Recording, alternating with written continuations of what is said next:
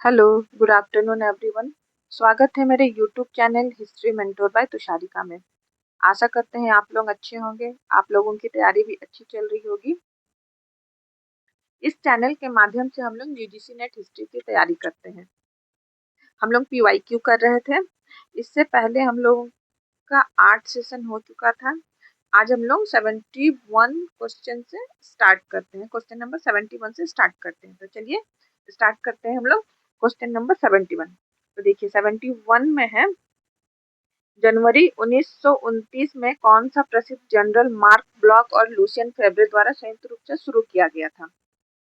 मतलब कौन सा मैगजीन शुरू किया गया था मार्क्स ब्लॉक और लुसियन फेब्रे द्वारा संयुक्त रूप से। तो ऑप्शन में दिया गया है Annales de History economic eight Social, Annales de History Socio et Social, third में है Annales de History et Social et Economic, fourth में है Annales de History et Social et society.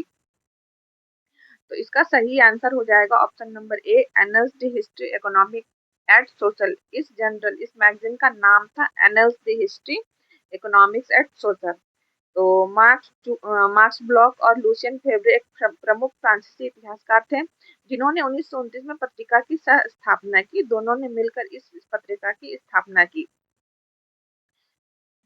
NS दी हिस्ट्री इकोनॉमिक एट सोशल था जो ऐतिहासिक अनुसंधान के लिए एक नए दृष्टिकोण पर केंद्रित था।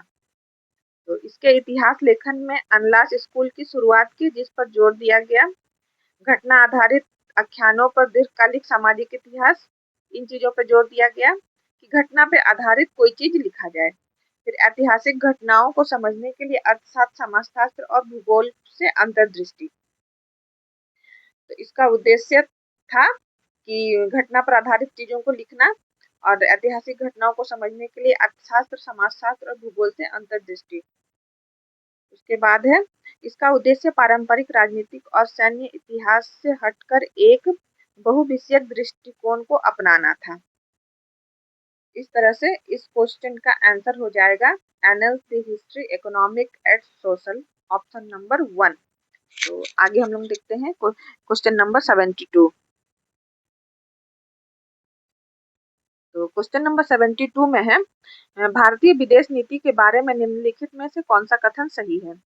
तो ऑप्शन नंबर ए में है समूह शक्ति की राजनीति से दूर रहना, बी में है किसी एक स्थान पर स्वतंत्रता का इनकार दूसरे स्थान पर स्वतंत्रता को खतरे में अवश्य डालता है, सी में है औपनिवेशिक और पराधीन देशों की स्वाधीनता, डी में है नाटो की स्वीकृति और कार्यान्वयन, ई में है शांतिपूर्ण सह अस्तित्व। तो भारत की विदेश नीति के बारे में कौन कौन से कथन सही हैं। तो इसमें से ऑप्शन नंबर ए, बी और सी सही हो जाएगा क्योंकि समूह शक्ति की राजनीति से दूर रहना, गुटनिरपेक्षता पर बल दिया गया, किसी एक स्थान पर स्वतंत्रता का इनकार दूसरे स्थान पर स्वतंत्रता को खतरे में डालता है, ये भी सही है। विदेश नीति भारत की है। औपनिवेशिक और पराधीन देशों की स्वाधीनता, हमेशा स्वतंत्रता की बात की है भारतीय विदेश नीति में। उसके बाद नाटो की स्वीकृति और कार्यान्वयन नहीं, नाटो की स्वीकृति और कार्यान्वयन भारतीय विदेश नीति नहीं है। फिर अशांतिपूर्ण सह अस्तित्व नहीं, ये भारतीय विदेश नीति शांति चाहता है। ऑप्शन नंबर डी और ई गलत हो जाएगा। इसका सही आंसर है ऑप्शन नंबर ए, बी और सी। तो नीचे दिया गया है, देखिए ऑप्शन 3 में केवल ए, बी, सी, तो ये सही हो जाएगा। उसके बाद हम लोग आगे देखते हैं क्वेश्चन नंबर 73। क्वेश्चन नंबर 73 में है इकबाल नामा ए जहांगीरी के लेखक का नाम बताइए। तो ऑप्शन में दिया गया है मुतमद खां, दूसरा में है असद बेग, तीसरा में है मुंशी काजिम, चौथा में है जहांगीर। तो इस इकबाल नामा ए जहांगीरी पुस्तक के लेखक का नाम है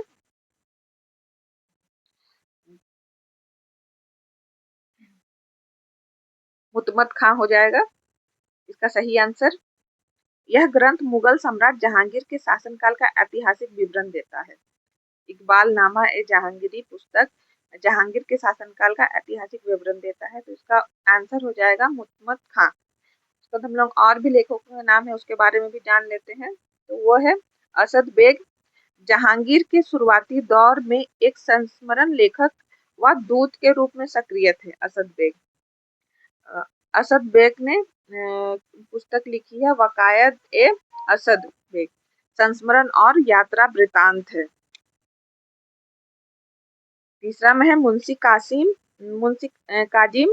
मुगल सम्राट औरंगजेब के काल में एक प्रसिद्ध इतिहासकार और शाही मुंशी थे। चौथा में है जहांगीर, जो मुगल सम्राट थे। जहांगीर ने तुजुक ए जहांगीरी, जिसे जहांगीर नामा भी कहते हैं, लिखी है। तो इस तरह से क्वेश्चन नंबर 73 का आंसर हो जाएगा ऑप्शन नंबर 1 मुहम्मद खां।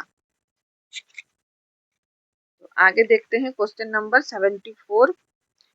देखिए 74 में है, राजा रघुनाथ राय को औरंगजेब ने महानतम प्रशासक बताया था, किस मध्यकालीन पुस्तक में इसका उल्लेख है? तो ऑप्शन में दिया गया है रुकत ए आलमगिरी, मकलत ए सिल्बी, गुलशन ए इब्राहिमी, अमीरात अल मामलिक।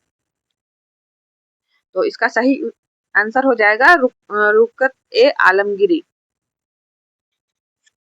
तो रुकत ए आलमगिरी सही आंसर है। औरंगजेब के पत्रों का संग्रह है। रुकत ए आलमगिरी औरंगजेब के पत्रों का संग्रह है। औरंगजेब के शासनकाल के दौरान प्रमुख हिंदू वित्त मंत्री और दीवान एक कुल थे राजा रघुनाथ राय। दीवान एक कुल थे, ये शाहजहां के काल में भी थे, आप लोग लिख लीजिएगा। और औरंगजेब के शाहजहां और औरंगजेब के शासनकाल के दौरान प्रमुख हिंदू वित्त मंत्री और दीवान एक कुल थे राजा रघुनाथ राय। जब उनकी मृत्यु हुई तब इस पत्रों के संग्रह में औरंगजेब ने ही लिखा है कि रुकत आलमगीर, जो औरंगजेब के पत्रों का संग्रह है, उसमें राजा रघुनाथ राय के बारे में लिखा गया है। उसके बाद और भी पुस्तकों का नाम है जो देख लेते हैं। मकलत ए सिल्वी, तो आत्मकथा अल्लामा सिल्वी नोमामी द्वारा लिखी गई पुस्तक है। इसके लेखक है अल्लामा सिबली नोमामी द्वारा लिखी है यह पुस्तक, मकलत ए सिल्वी। उसके बाद तीसरा है गुलशन ए इब्राहिमी, जिसे तारिक ए फरिश्ता भी कहते हैं। इस पुस्तक को तारिक ए फरिश्ता भी कहते हैं।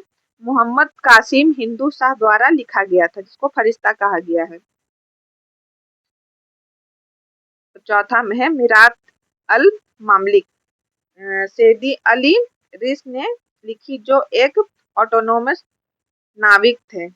1557 ईस्वी में लिखा गया है मिरात उल ममलिक। इस तरह से इसका सही क्वेश्चन नंबर 74 का सही आंसर हो जाएगा क्वेश्चन ऑप्शन नंबर 1 रुकत ए आलमगिरी। राजा रघुनाथ राय को औरंगजेब ने महानतम प्रशासक बताया है, यह मध्यकाल के रुकत ए आलमगिरी पुस्तक में लिखा गया है, जो औरंगजेब के पत्रों का संग्रह है। और राजा रघुनाथ राय कौन थे? तो राजा रघुनाथ राय औरंगजेब के शासनकाल में एक हिंदू वित्त मंत्री और दीवान एक कुल थे। तो आगे हम लोग देखते हैं क्वेश्चन नंबर 75। तो सही युग्म चुने। तो ए में है गर्भगृह और गर्भगृह को पवित्रम पूजा स्थल कहा जाता है। बी में है मंडप, मंडप को गर्भगृह के ऊपर का शिखर कहा जाता है। सी में गोपुर, अलंकृत प्रवेश द्वार। डी में है नागर, उत्तर भारतीय मंदिर शैली। और डी में ई में है द्रविड़ शैली, ममलापुरम मंदिर। इसमें सही युग्म चुनना है, कौन कौन से सही युग्म है। तो देखते हैं गर्भगृह। तो गर्भगृह पवित्रम पूजा स्थल है, जहाँ पे कोई भी मंदिर का गर्भगृह में मूर्ति, उस मंदिर का मूर्ति रखा जाता है, उसको गर्भगृह कहते हैं। तो ये सही है। उसके बाद है बी मंडप, मंडप गर्भगृह के ऊपर का शिखर। तो नहीं, मंडप गर्भगृह का ऊपर का शिखर नहीं होता है। प्रवेश द्वार के बाद जो जगह खाली रहता है उसको मंडप कहते हैं। उसके बाद सी में है गोपुर, अलंकृत प्रवेश द्वार। तो हाँ, गोपुर अलंकृत प्रवेश द्वार होता है, जो मंदिर का प्रवेश द्वार जहाँ पे सजाया रहता है, जहाँ पे बहुत सारे नक्काशी किए जाते हैं, उसको अलंकृत प्रवेश द्वार, उसको गोपुर कहा गया है। और डी में है नागर, उत्तर भारतीय मंदिर की शैली। तो हाँ, सही है, नागर शैली उत्तर भारतीय मंदिर की शैली को नागर शैली कहा जाता है। उसके बाद है द्रविड़ शैली, तो मामल्लपुरम मंदिर। तो मामल्लपुरम मंदिर दक्षिण भारत का मंदिर है और दक्षिण भारत के मंदिर शैली को द्रविड़ शैली कहते हैं, तो ये भी सही है। तो इस तरह से A C D E सही हो जाएगा और B गलत हो जाएगा। तो इसका 75 क्वेश्चन नंबर 75 का आंसर हो जाएगा A C D E, तो ऑप्शन नंबर 2। तो चलिए आगे देखते हैं क्वेश्चन नंबर 76। सूची 1 को सूची 2 से सुमेलित करें। तो सूची 1 में है, देखिए, गंगा प्रसाद सेन, महेंद्र लाल सरकार, लियोनार्ड रोजर्स और फ्लोरेंस नाइटिंगेल। और सूची 2 में है आयुर्वेदिक मेडिसिन, दूसरा में होम्योपैथी, तीसरा में है Calcutta school of tropical medicine, चौथा में है लेडी विद द लैम्प। देखते हैं क्या है। गंगा प्रसाद सेन, तो गंगा प्रसाद सेन कौन थे? तो ये आयुर्वेदिक चिकित्सक थे। आयुर्वेदिक चिकित्सा के पुनर्जागरण और प्रचार प्रसार से संबंधित थे गंगा प्रसाद सेन। उन्होंने एक पत्रिका निकाली जिसका नाम है आयुर्वेद संजीवनी, और विदेशों में भी इसका प्रचार किया। और वर्ष 1877 में क्वीन विक्टोरिया ने उन्हें राय की उपाधि दी। तो गंगा प्रसाद सेन आयुर्वेदिक चिकित्सा से जुड़े हुए थे, उनके पुनर्जागरण और प्रचार प्रसार से संबंधित थे। उनके वो पुस्तक भी निकाले आयुर्वेदिक पर, तो उसके पत्रिका का नाम है आयुर्वेद संजीवनी। विदेशों में भी प्रचार किया आयुर्वेद का। फिर इसी प्रचार प्रसार और सामाजिक कार्य के कारण 1877 में क्वीन विक्टोरिया ने उन्हें राय की उपाधि दी। तो ए का सही आंसर आयुर्वेदिक मेडिसिन, मतलब 1 नंबर, ए का 1 नंबर ही हो जाएगा। उसके बाद है बी, महेंद्र लाल सरकार। तो महेंद्र लाल सरकार कौन थे? तो महेंद्र लाल सरकार होम्योपैथिक चिकित्सा पदार्थ के अग्रदूत थे। देश के पहले राष्ट्रीय विज्ञान संघ के संस्थापक के रूप में भी जाना जाता है इन्हें। महेंद्र लाल सरकार को देश के पहले राष्ट्रीय विज्ञान संघ के संस्थापक के रूप में भी जाना जाता है। कलकत्ता मेडिकल कॉलेज से एलोपैथी में MD की डिग्री ली। वहां से MD करने वाले दूसरे स्नातक डॉक्टर बने। उन्होंने एलोपैथी में MD की डिग्री ली कलकत्ता मेडिकल कॉलेज से। उसके बाद एलोपैथी छोड़कर होम्योपैथी को अपनाया। एलोपैथी को छोड़ करके होम्योपैथी को अपनाया। देखिए, 29 जुलाई 1878 को Indian association for the cultivation of science की स्थापना की, और इस संस्थान में आगे चलकर C.V. रमन ने रमन प्रभाव की खोज की। C.V. रमन एक बहुत महान वैज्ञानिक थे हमारे भारत के। तो महेंद्र लाल सरकार ने जिस science Indian association for cultivation of science की स्थापना की, और उसी संस्थान में आगे चलकर C.V. रमन ने रमन प्रभाव, रमन इफेक्ट की खोज की। तो महेंद्र लाल सरकार, इसका ऑप्शन बी का ऑप्शन 2 ये भी सही हो जाएगा। उसके बाद सी में है लियोनार्ड रोजर्स। 1933 से 1935 ईस्वी तक Calcutta school of tropical medicine के अध्यक्ष रहे लियोनार्ड रोजर्स। तो ऑप्शन सी का 3 हो जाएगा आंसर। उसके बाद है option D, Florence Nightingale, lady with the lamp, इसका सही आंसर हो जाएगा। आधुनिक नर्सिंग की संस्थापक थी फ्लोरेंस नाइटिंगेल। 12 मई को उनके जन्म दिवस पर अंतर्राष्ट्रीय नर्स दिवस मनाया जाता है। और लेडी विद द लैम्प इसलिए कहा जाता है क्योंकि वो हाथ में लैंप लेके, हाथ में दिया लेके भी रात को मरीजों की सेवा करती थी, इसीलिए उसे लेडी विद द लैम्प कहा गया है। तो इस तरह से इसका सही आंसर हो जाएगा ए का 1, बी का 2, सी का 3 और डी का 4, दोनों अगल बगल, ये सबका यही आंसर भी हो जाएगा। तो इस तरह से क्वेश्चन नंबर 76 हो गया। उसके बाद आगे देखते हैं हम लोग 77 क्वेश्चन नंबर। क्वेश्चन नंबर 77 में दिया गया है, यह किसने कहा था कि निर्वचन का तत्व इतिहास के प्रत्येक तथ्य में प्रवेश करता है? तो पहला है क्रिस्टियन क्लार्क, दूसरा है जीएम ट्रेवेलियन, तीसरा है मार्क ब्लॉग और चौथा है ई.एच. कार। तो इसका सही आंसर हो जाएगा ऑप्शन नंबर 4 ई.एच. कार। देखिए ई.एच. कार कौन थे? देखिए ई.एच. कार की पुस्तक व्हाट इज हिस्ट्री में यह कथन दिया गया है, जो बोला गया है कि किसने कहा, ये कथन जो है निर्वचन का तत्व इतिहास के प्रत्येक तथ्य में प्रवेश करता है, यह ई.एच. कार की पुस्तक व्हाट इज हिस्ट्री में लिखा गया है। ई.एच. कार एक प्रसिद्ध ब्रिटिश इतिहासकार, राजनयिक और पत्रकार थे और इनका पूरा नाम है एडवर्ड हैलेट कार। उसके बाद देखिए जीएम ट्रेवेलियन ब्रिटिश इतिहासकार और लेखक थे। इनकी प्रसिद्ध पुस्तकें हैं हिस्ट्री ऑफ इंग्लैंड और इंग्लिश सोशल हिस्ट्री। ये उनके जीएम ट्रेवेलियन के बुक का नाम है। इन्होंने अपने लेखन में उदारवादी सोच और लोक कल्याणकारी दृष्टिकोण की झलक मिलती है। इनके लेखन से उदारवादी सोच और लोक कल्याणकारी दृष्टिकोण की झलक मिलती है। उसके बाद देखिए मार्क ब्लॉग। तो मार्क ब्लॉग एक प्रसिद्ध फ्रांसीसी इतिहासकार थे जो एनालिस स्कूल के सह संस्थापक थे और द्वितीय विश्व युद्ध के समय फ्रांसीसी सेनानी थे। इसके बारे में हम लोग क्वेश्चन नंबर 71 में भी देखे थे कि उन्होंने कौन सी पत्रिका कौन से जनरल की स्थापना की थी।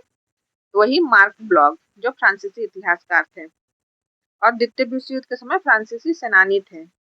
फ्रांसीसी सेना में वो सेना की तरफ से युद्ध लड़े थे। इस तरह से इस क्वेश्चन नंबर 77 का आंसर हो जाएगा ई.एच. Car, option number 4।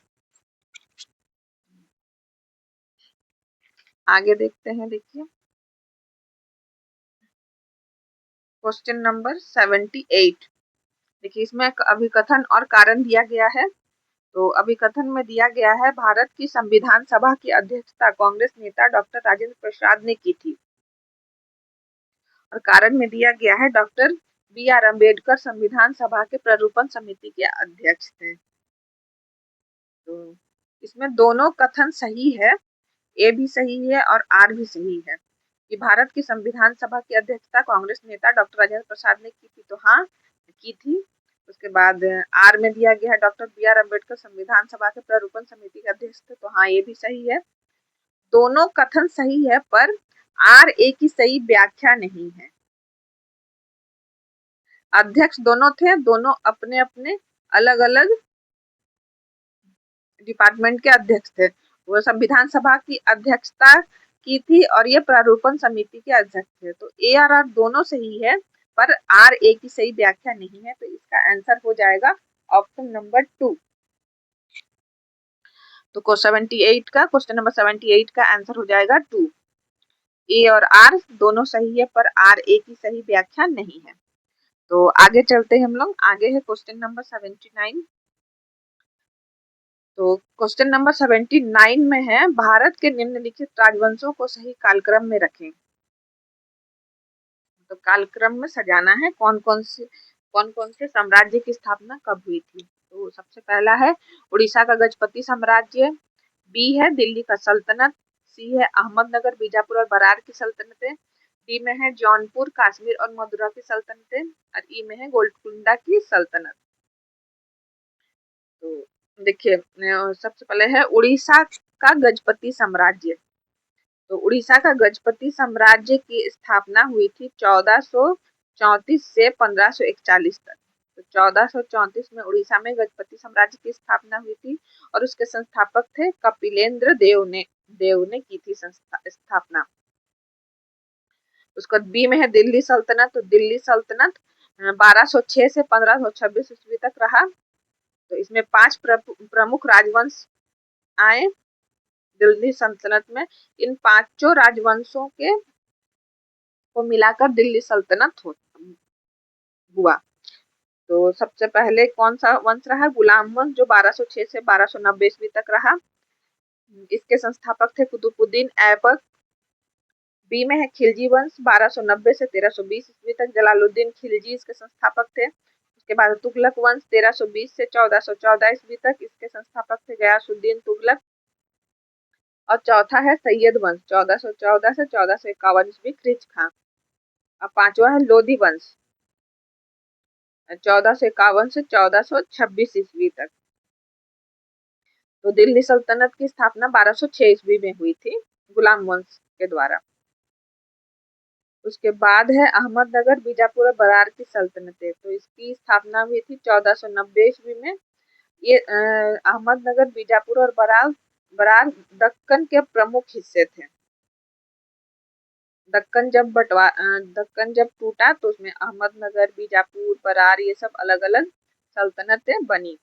तो 1490 ईस्वी में। उसके बाद है जौनपुर कश्मीर और मदुरा की सल्तनत। तो जौनपुर बना 1394 ईस्वी में, मदुरा 1335 ईस्वी में और कश्मीर 1346 ईस्वी मतलब 14वीं शताब्दी में। उसके बाद है गोलकुंडा की स्थापना हुई थी 1518 ईस्वी में, कुली कुतुब शाह द्वारा किया गया था। तो इसको हम लोगों को कालक्रम में रखना है। तो सबसे पहले होगा बी 1206 ईस्वी में दिल्ली सल्तनत। यहाँ पे देखिए 1206 में होगा दिल्ली सल्तनत। उसके बाद हो जाएगा 1206 में दिल्ली, फिर 1300 में आ जाएगा डी जौनपुर मदुरा और कश्मीर 14वीं शताब्दी सब। क्योंकि देखिए 1394 है, 1335 है, 1346 है, पर सब 1300 ईस्वी में ही है। इसको 14वीं शताब्दी कहा जाएगा, इसलिए ऑप्शन नंबर डी हो जाएगा सेकंड में। उसके बाद हो जाएगा ऑप्शन नंबर ए 1434 ईस्वी में उड़ीसा का गजपति साम्राज्य। उसके बाद हो जाएगा सी 1490 ईस्वी में अहमदनगर बीजापुर और बरार की सल्तनतें। उसके बाद हो जाएगा ई 1518 ईस्वी में गोलकुंडा की सल्तनत। तो क्वेश्चन नंबर 79 का आंसर हो जाएगा option number 2 B D A C E. इस तरह से इनका कालक्रम है। तो आगे देखते हैं क्वेश्चन नंबर 80। देखिए क्वेश्चन नंबर 80 में है जखीरात अल ख्वानीन के लेखक कौन है। जखीरात अल ख्वानीन पुस्तक का नाम है, इसके लेखक के बारे में पूछा गया है। तो ऑप्शन में दिया गया है सुजन राय भंडारी, दूसरा है मुआतमिद खान, तीसरा है गुलबदन बेगम और चौथा है शेख फरीद वाकरी। तो जखीरात अल ख्वानीन के लेखक हो जाएंगे शेख फरीद वाकरी, इसका आंसर हो जाएगा। तो हम लोग सबके बारे में देख लेते हैं। देखिए शेख फरीद वाकरी के बारे में देखते हैं। ये प्रसिद्ध सूफी संत थे और ख्वाजा कुतुबुद्दीन बख्तियार काकी के प्रमुख शिष्य थे शेख फरीद वाकरी, जो 12वीं-13वीं शताब्दी के महान सूफी संत थे चिश्ती संप्रदाय के। जखीरात अल ख्वानीन पुस्तक में मुगल काल के प्रसिद्ध अमीर और अधिकारियों की जीवनी का संग्रह है। इसमें राजाओं की जीवनी का संग्रह नहीं है, अमीर और अधिकारियों की जीवनी का संग्रह है। इससे मुगल साम्राज्य के इतिहास, समाज और प्रशासन की पूरी जानकारी मिलती है जखीरात अल ख्वानीन से। उसके बाद देखते हैं, देखिए ऑप्शन नंबर 1 में है सुजन राय भंडारी के बारे में देखते हैं। ये 17वीं शताब्दी के एक प्रसिद्ध इतिहासकार और लेखक थे, जिन्होंने फारसी भाषा में ऐतिहासिक ग्रंथ खुलासत उत त्वारीख की रचना की। तो सुजन राय भंडारी के पुस्तक का नाम है खुलासत उत त्वारीख। इस पुस्तक को 10वीं-11वीं शताब्दी के हिंदू शाही शासकों से लेकर मुगल सम्राट औरंगजेब के शासनकाल तक के भारत के इतिहास भूगोल का वर्णन है। इसमें 10वीं-11वीं शताब्दी से औरंगजेब तक के शासनकाल के भारत के इतिहास और भूगोल का वर्णन है। याद रखिएगा, जरूरी नहीं है कि इसी पुस्तक का नाम पूछा जाए। पुस्तक और लेखकों के नाम आप लोग बहुत अच्छे तरीके से कर लीजिएगा। आप लोग बोलिएगा तो हम अलग से पुस्तक और लेखकों के नाम पर एक वीडियो बना देंगे। आप लोग कमेंट जरूर कीजिएगा। उसके बाद है, देखिए दूसरा में है मुआतमिद खान। तो मुआतमिद खान मुगल काल के फारसी के प्रसिद्ध इतिहासकार और उच्च अधिकारी थे, जिन्होंने इकबाल नामा ए जहांगीरी की रचना की। तो मुअत्तमिद खान के पुस्तक का नाम था इकबाल नामा ए जहांगीरी, और ये फारसी के प्रसिद्ध इतिहासकार भी थे और उच्च अधिकारी भी थे। उसके बाद है गुलबदन बेगम। तो गुलबदन बेगम बाबर की बेटी थी, हुमायूं की बहन थी और अकबर की बुआ थी। वह मुगल काल की प्रसिद्ध लेखिका थी जिन्होंने हुमायूं नामा लिखा था। अपने भाई के शासनकाल में, उनके शासनकाल के बारे में लिखा था हुमायूं नामा, उसकी बहन गुलबदन बेगम ने। और गुलबदन बेगम बाबर की बेटी थी और अकबर की बुआ भी थी। तो इस तरह से हम लोगों का आज का सेशन यही समाप्त होता है। कल हम लोग नया सेशन लेके आएंगे, इसमें आगे के क्वेश्चंस करेंगे। तब तक के लिए थैंक यू।